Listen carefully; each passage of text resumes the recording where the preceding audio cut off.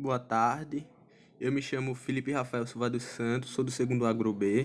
Hoje eu vou apresentar aqui explicando meu mapa mental sobre eletroquímica, os assuntos estudados na quarta unidade.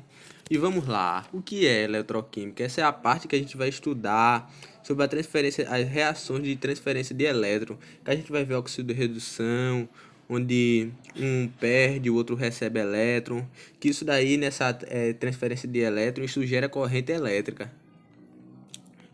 E um exemplo, olha aqui, reações de óxido de redução são reações onde ocorre a oxidação e a redução. O que é oxidar? Oxidar é perder elétron, e quando um reduz, ele recebe elétron. Aqui eu vou explicar para você um exemplo da pilha, onde acontece reações químicas de redox espontâneas, onde gera corrente elétrica. O que é reação de redox? Onde tem reação de redução e de óxido redução ao mesmo tempo. E isso daí vai acabar gerando corrente elétrica. Aqui é o exemplo que é o que acontece. Tem o sulfato de cobre nesse recipiente. Ele está numa cor azulada porque ele está com o sulfato. Aí ele está meio aquoso, ele é azul. Só que na forma sólida ele é alaranjado. O que a gente faz? A gente coloca uma lâmina de zinco dentro. Eles dois reagem. Como é que a gente vai saber que reage? Para ser uma reação química, quando alguma coisa reage, a gente vai observar o que? Se houve a absorção, liberação de calor, se produziu algum gás, ou se a gente vê borbulhar algum gás na solução, ou se não formar um precipitado, ou pela mudança de coloração. Aí o que acontece aqui, a gente vai ver uma mudança de coloração. Um exemplo, quando a gente colocar essa lâmina de zinco, o que vai acontecer? Eles vão reagir, e com a medida que o tempo vai passando, a gente vai verificar que a solução, que está o sulfato de cobre, ela vai ficando, a sua tonalidade vai diminuindo, ela vai ficando menos azul, enquanto a gente vai ver o cobre se depositando na superfície do zinco. A gente vai ver de cor alaranjada. Como é que a gente percebe? Os únicos metais que praticamente, basicamente que tem cores, mais diferentes, a gente tem o ouro e o cobre. Nesse caso é o cobre, que tem uma corzinha mais alaranjada. Aí se a gente viu que mudou a cor, houve reação química. E vamos lá.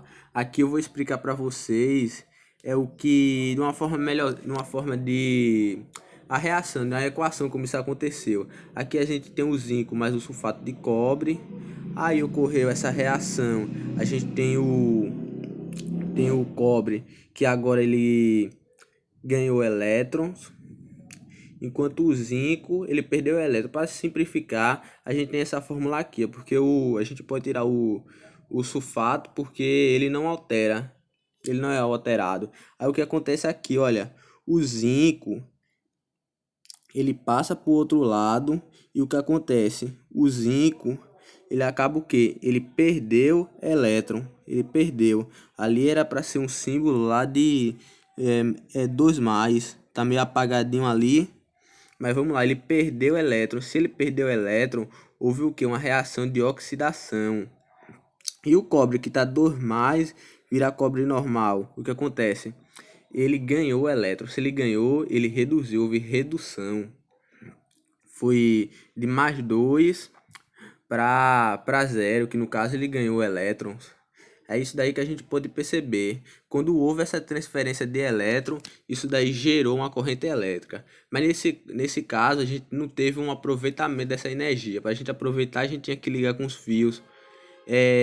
Um exemplo disso é essa parte dessa pilha vai ser usado para eles fazerem um experimento depois que eles fazem, pilha de Daniel, que eles usam essa mesma metodologia, só que eles usam com sulfato de cobre e zinco. Não, sulfato de cobre, e a outra sulfato de zinco e uma lâmina de zinco. Aí eles conectam os dois com um fio, e também eles botam um tubo que é de salino, alguma coisa assim.